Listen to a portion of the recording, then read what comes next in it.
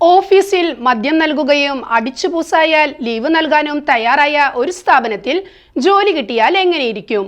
ജപ്പാനിലെ ഒസാക്കയിലുള്ള ഒരു ചെറിയ ടെക് കമ്പനിയാണ് ജീവനക്കാർക്ക് മദ്യം നൽകാൻ തീരുമാനിച്ചുകൊണ്ട് വാർത്തകളിൽ ഇടം നേടുന്നത്. ട്രസ്റ്ററിംഗ് കമ്പനി ലിമിറ്റഡ് എന്ന സ്ഥാപനം മദ്യവും അത് കഴിഞ്ഞ് വേണ്ടി വന്നാൽ ഹാങ് ഓവർ ലീവുകളും നൽകുന്നുണ്ടത്രേ. പുതിയ ആളുകളെ ആകർഷിക്കാനാകുമെന്ന പ്രതീക്ഷയിലാണ് കമ്പനി ഇങ്ങനെ ചെയ്യുന്നത് എന്നാണ് പറയുന്നത്. എല്ലാവർക്കും വലിയ ശമ്പളമോ ആനുകൂല്യമോ നൽകാനാവാത്തതിനാൽ ജീവനക്കാർക്ക് തീർത്തും സൗജന്യമായി മദ്യം നൽകാൻ കമ്പനി തീരുമാനിക്കുകയായിരുന്നത്രേ.